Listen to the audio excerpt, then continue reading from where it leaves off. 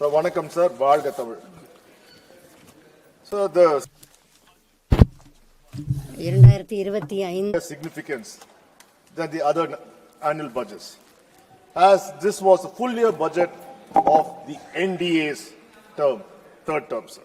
But once again, sir, the NDA's budget favors only the corporates over the common man. The government should have present a budget that prioritizes the needs of the common man. The structural issues plaguing the Indian economy, like unemployment, price rise, and lack of demand in the economy, which have to be addressed by the NDA.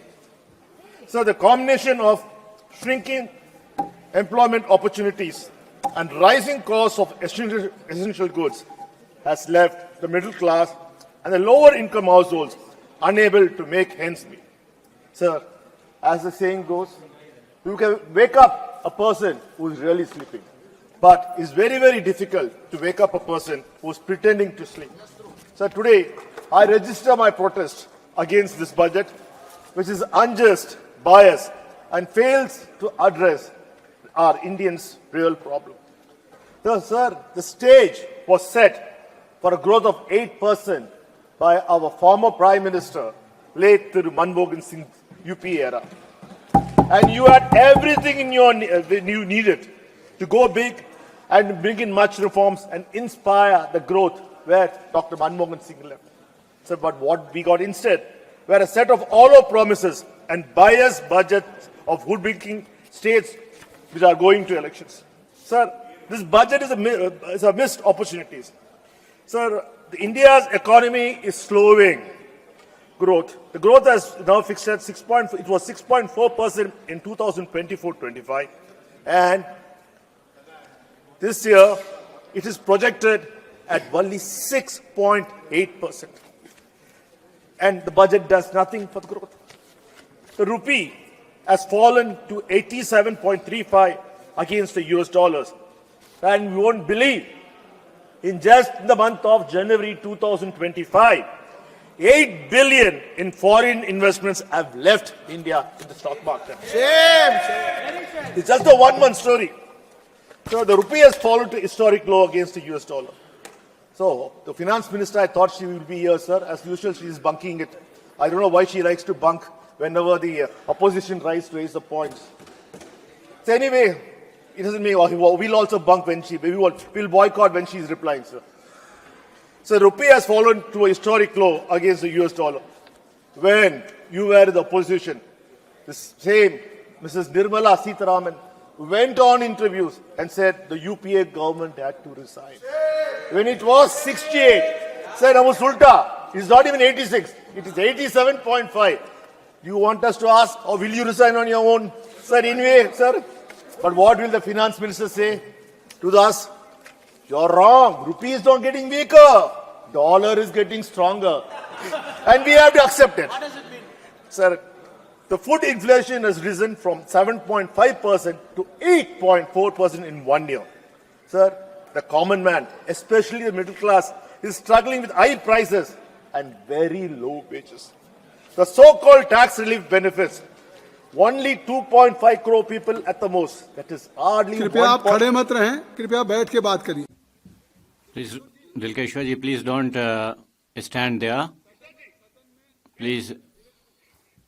Kamat जी, ये क्या तरीका? Sir, the so-called tax relief. The so-called tax relief benefits only 2.5 crore people. At the most, sir, it is only 1.75% of the population. While 98% of the Indians face rising costs, this is intentionally done not to benefit the common man. So once again, sir, the BJP government focused on headline management instead of real fiscal management to attract the voters of Delhi, and they succeeded. They announced no tax on income up to 12 lakhs. They claim this will boost the restart economy. India has a population of 140 crores. Only 8 crore people, that is 5.7%, file income tax returns in 2023-24. These are the direct taxpayers. Out of them, 4.15 crore people earn less than 50,000 rupees a month. 1.5 crore people earn more than 1 lakh a month, so they don't qualify for the tax benefit. That leaves only 2.5 crore who may benefit in this, and which is 1.75% of the population.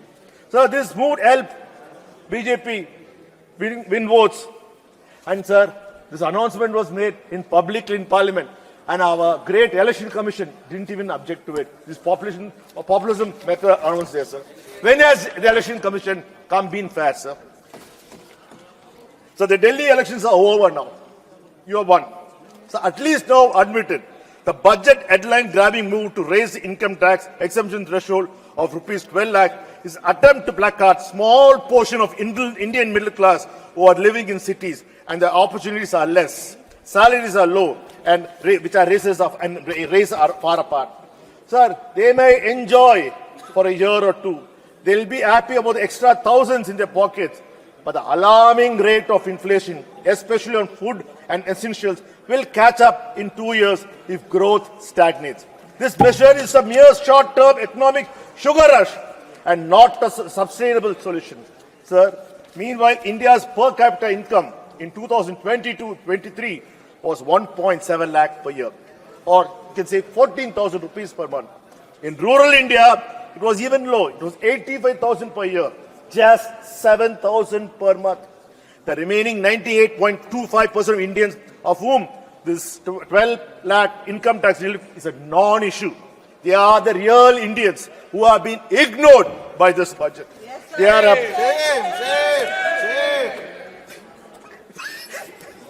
they are unemployed, have no jobs, or earn just enough to survive. They also suffer from rising fuel, food, and essential costs, just like these 12 people who are getting 12 lakh benefits. While I welcome the reduction in income tax move for the relief it brings to a small portion of the middle class, it's very easy to get confused and assume that only those paying income tax are bearing the brunt of nation building. Every single citizen of this country is paying dearly through indirect taxes. Reality check, sir. With your projected growth, we will not have a growth rate of 8% every year for at least next 10 years. We will not be able to see income growing fast enough to match the inflation. We also call the taxation idea superficial because the budget fails to address the growing wealth divide. The top 1% of India's population holds more than 40% of national wealth. Instead of a progressive taxation of the ultra-rich, this budget, like always, relies on high indirect taxes on essential goods, forcing the common man to bleed dry for the mere survival. Sir, top 5% of the Indian population hold nearly 60% of all wealth. If we calculate per capita GDP of the remaining 95% against the 40% of the wealth, the reality of our economy is that we are lagging behind the sub-Saharan African countries. Look at the incredible high fuel prices. Throughout the COVID time, the government made bumper profits of taxes and excise on fuel when the global markets were low. Sir, the total contribution of petroleum sector to your exchequer in 2019-20 was 5,55,370 crores. In 2020-21, it was 6,72,780 crores. In 21-22, it was 7,74,425 crores. In 2022-23, it was 7,48,718 crores. In 2023-24, it was 7,51,155.9 crores. Sir, the last 6 months alone, you have collected nearly 3,39,185.5 crores, which is a provisional amount.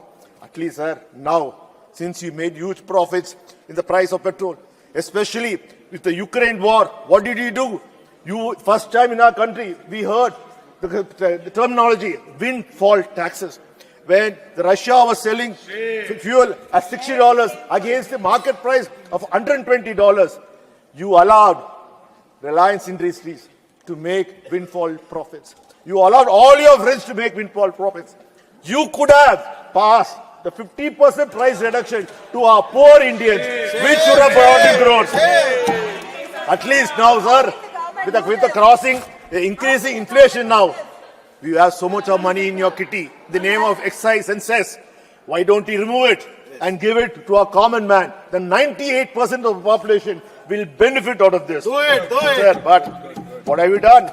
You have done welfare cuts and neglect of the work. The government has now, again, our finance minister, Srimati Nirmala Sitharaman, is boasting that she has reduced fiscal deficit. She is never available. And she is always, it is between 4.5% of the GDP.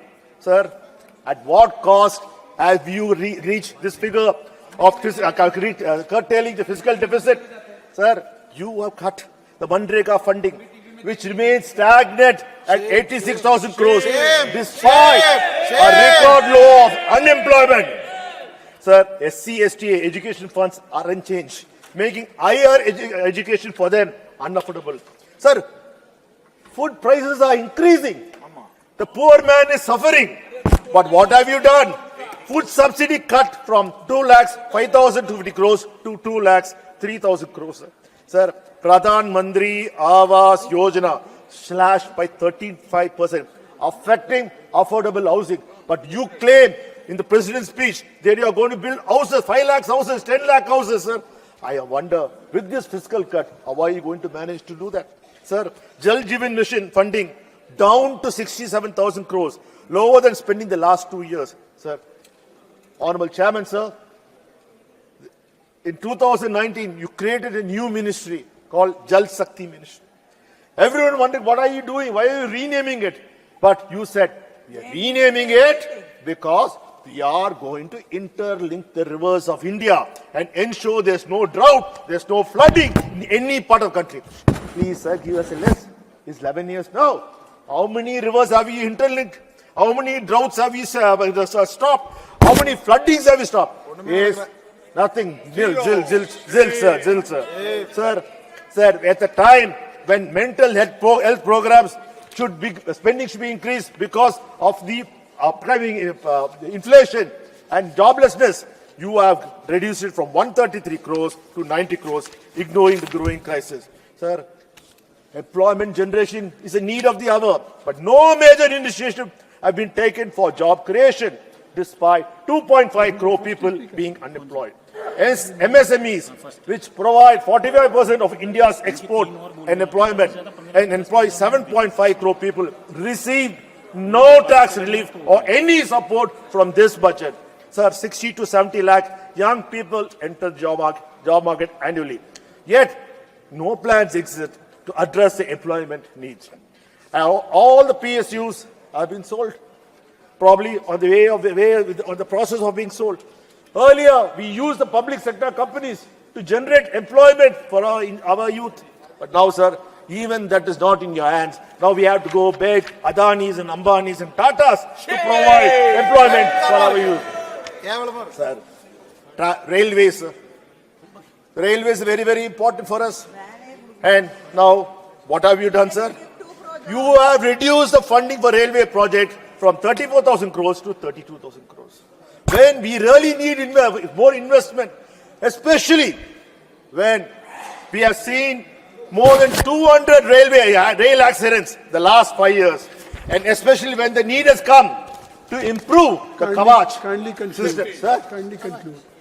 I'm the main speaker, sir. First, but your time has been allotted 29 minutes. And there are 2-3 speakers. Sir, if you take my time, what will I do, sir? Let me allow to speak, sir. I'm just only. No, I'm aware, sir. I'm aware. You must be aware. Sir, Let the finance minister come and reply, sir. you don't reply, sir. Wait, sir. So, with the funding for the most important to avoid railway accident, which the Prime Minister himself has said is Kavach. The Kavach system has to be implemented so that we can avoid these head-on collisions with railways, where thousands of our Indian lives have been lost. Sir, right now, with this budget, only 5% of the entire railway network can be covered with the Kavach system. So you have no value for the common Indian who will travel by train and who will take the risk of meeting with rail accidents. Sir, and the finance minister said that she is introducing a new Udaan scheme in the budget, which will improve air connectivity. I was quite surprised. Not bad. she's announcing, because some new airport is coming for BR. That is very good. Sir, she has slashed the Udhan's for scheme budget from 800 crores to 540 crores, making air travel more costlier for common man. When you say new means more fun should have come. But I think, sir, this is just an eyewash. Sir, let me tell you, sir, the next major hindrance for the common man, 98% of the population, is the highways, sir, which collect massive tolls.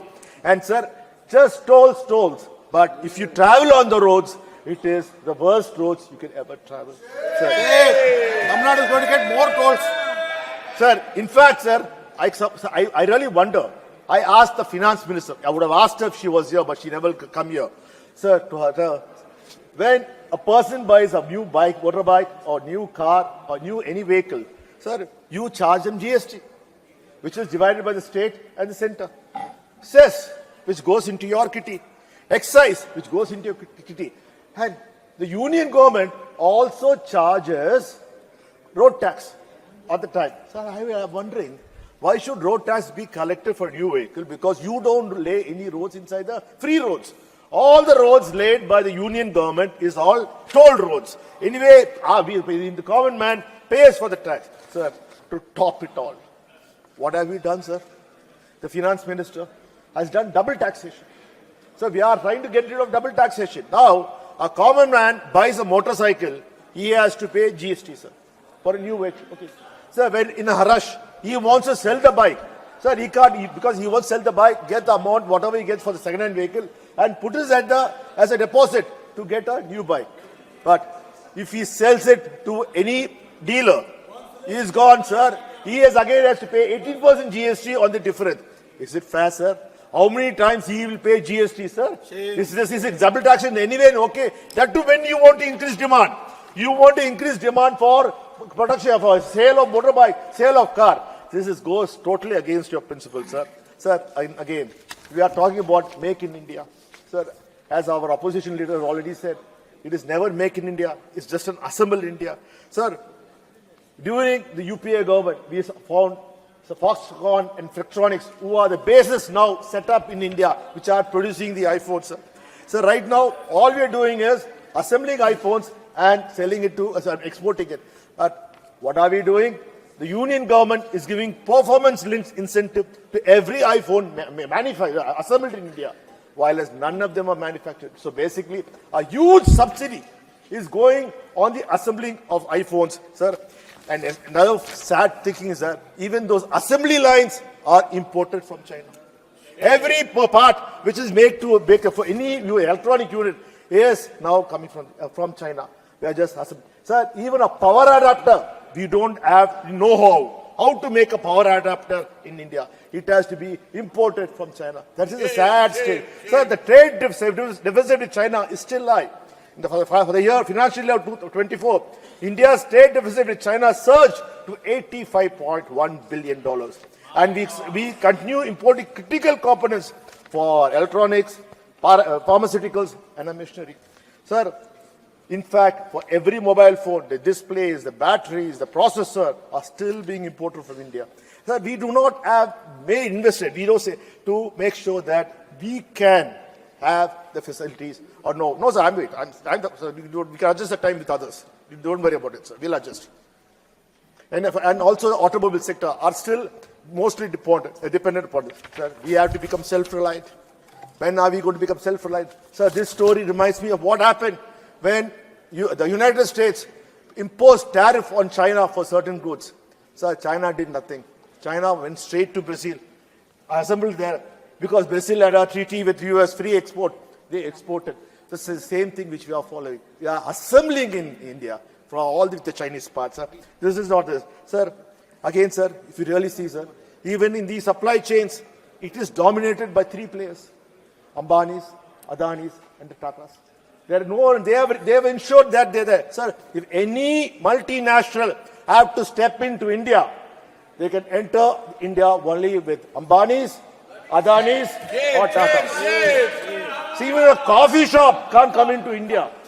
Starbucks, because they had to have the Tata's brand name. Sir, we have to make, even the media space is completely taken over by the Adani. There's no industry, There's no star. Everything is now owned by the Ambani, sir. Sir, Yes, only one and, country.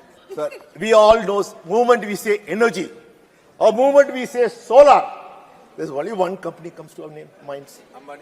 Adani. The only person who has a monopoly over there, sir, he doesn't have monopoly on this. Sir, I sometimes wonder what the Competition Commission of India does. He owns all the ports. He owns all the airports. Yeah, he's a monopolistic in power, cement, in every high-risk market. He is a monopoly.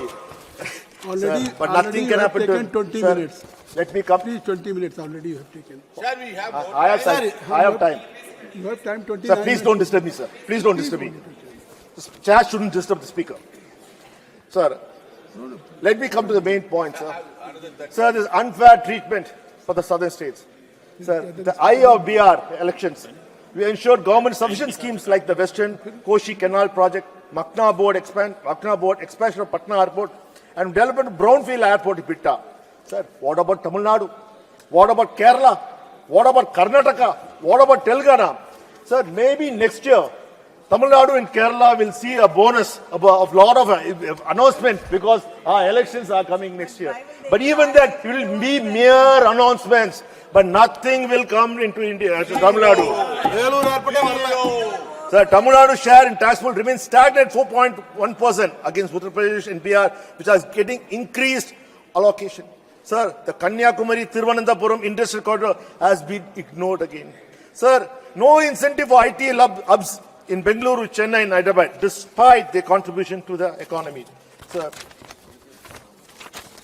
just last week, sir, the union government has taken away nearly 2,000 crores meant for Tamil Nadu students and divert to other states.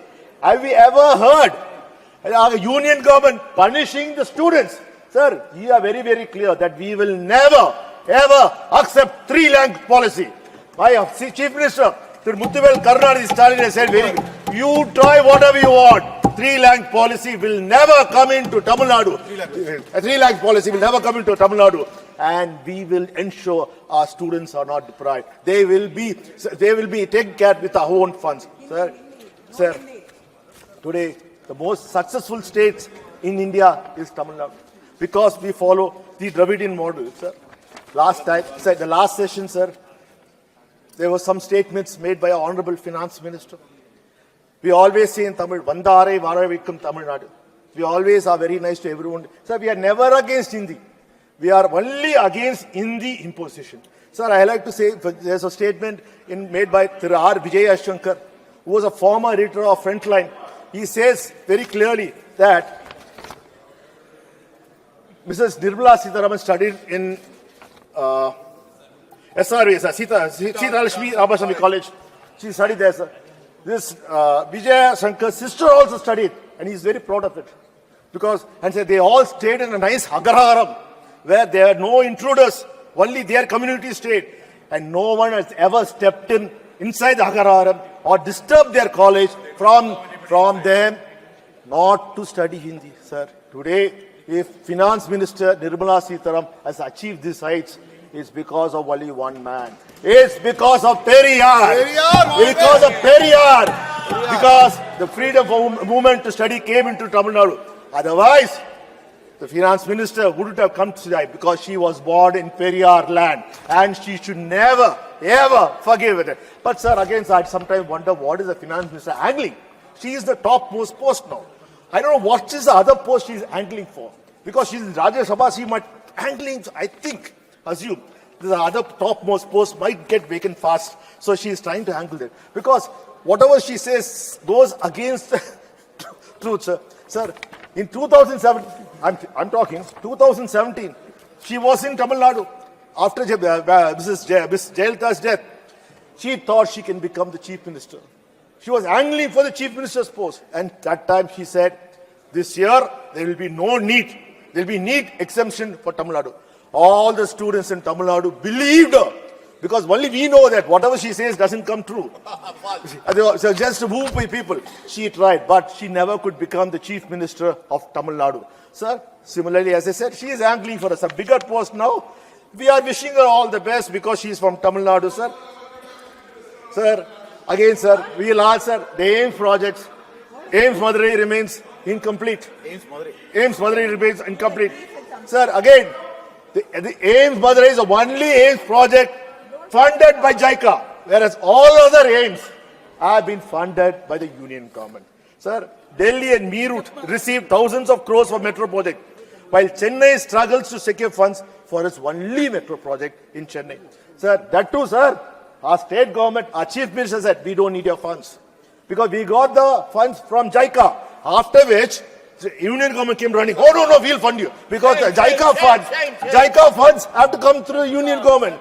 So they had no choice but to compensate. Sir, the second largest economy in India is being sidelined by the NDA government. Sir, we will win. Our able administration of our chief minister, D.M.K. Stalin, has been so good. All the industries are coming to Tamil Nadu. Even 2 days back, he opened the largest solar panel factory, not by Ambani, in Tamil Nadu. Sir, every industries are coming to Tamil Nadu. Sir, we will continue to go. Whatever you try to do, the people of Tamil Nadu have so much of faith and trust in our chief minister. Sir, wait, I have time. You have got time, sir. I'm concluding. Let him finish, sir. He has got time, sir. There are Sir. 3-4 speakers. Sir. Already he has taken. It makes sense, sir. Sir, don't Sir. speak in our time, sir. We have got time Sir, to speak. Why are you in disturbing? fact, the efforts taken by a Dravidian model, conclude. we were earlier, before the DMK Dravidian model government, we were the 76nd position when it came to Kalo India. After our able leadership of our Deputy CM, Udhayanidhi, we are in number 2 place in Kalo India. This is the success of the Dravidian model. Sir, I would like to ask one of our MPs, who's a MP, sir, which is belonging to DMK party, had a recent issue with the bank. Sir, for not maintaining a minimum amount of 25,000 rupees, he was charged. Nearly 9,000 rupees was penalized for it. He wrote a letter. He wrote a letter. They have taken. It was auto debited when he made a claim, sir. He wrote a letter. 9,000 rupees was refunded to the MP. Wow, but it's not more. We are upset because he's a member of parliament. He got his money. But sir, only the public sector banks alone have collected 8,500 crores for not maintaining minimum balance. Sir, is this the way to be done? I asked the finance minister. The banks are making enough money. They are taking our money and lending the money and making money. But will they ever refund or give us any money, penalty money? When you go to the ATM and we try to withdraw money and there's no money in the ATMs, will the banks be penalized? Will the money be given to the person who was desperate to take money, sir? Nothing. Sir, there's one more last conclusion. There was, sir, let me. I'm talking about you. Sir, let me tell you, sir. In a credit card, if you buy a flight ticket, to the chair. sir, I'm the main speaker. Please. Sir, we have got time, sir. Don't disturb us, sir. No, I am not disturbing. 29 minutes. Use allotted a credit your card party. for purchase Already of 29 minutes he tickets. has Sir, when you taken. purchase, I'm concluding. Sir, when you can use a credit card to purchase tickets in Air India or any other airline, sir, and you cancel it, it takes 5 to 14 days for refund. Sir, it takes 5 to 7 seconds for them to take the money away from my bank account. But it takes 5 to 10 days for refund. Sir, now Swiggy or Licious, sir, 1,000 rupees, 1,500 rupees, they give it in 20 minutes. They refund it. When you cancel the order, they refund in 20 minutes. Why is that? The big corporates like Tata's and others are taking away common man money and rotating. Is this the way we have to do it, sir? Sir, there's one more serious issue which I like to concern. Sir, this concerns you. Sir, we know what we are all called in the banking terminology, PEPs. You are all pepped up people. It doesn't mean a good thing. It is a bad thing. Our flag goes in the banking account. We are called politically exposed person. That means any transaction we do or come as Your party time is over. 29 minutes. No, sir, no, sir, we are more. We are 50 minutes. Let me complete. I'm concluding. Sir, I'm concluding. Last point, sir. Last point. Sir, last point. Sir, we are the lawmakers. Please, sir, please move. We are the lawmakers. We make laws. We pass the finance bill. But when it comes to banking industry, We are called politically exposed person. Our flag is raised. No loans are given to us. Sir, no credit cards are given to us. They come and tell us, don't take a credit card, take a debit card. It's good for you. Sir, this should change. Why should the lawmaker, why should the lawmakers be penalized? Sir, it's not only for you. It's not only, Nishikant Dubeji, it's not only you. It's your son, your daughter, your wife, your entire family are marked as politically exposed person. Thank you. Sir, I Thank think you. this time has Thank come you. when we Sri have Manish ensured Tiwari. such discrimination has come. Sri Manish Fine, Tiwari. concluding, sir. Sri Manish Conclusion, sir. This budget, concluding, concluding, sir. Last, sir. This budget only favors the corporates. This budget is anti-people. This budget is anti-Tamil Nadu, anti-Kerala, anti-Karnataka, anti-Telugu. Against the Indian population, 98% of the population. And I feel that the finance minister should be more Sri Manish Tiwari. positive in making sure that budget is entirely for India. Thank you, sir.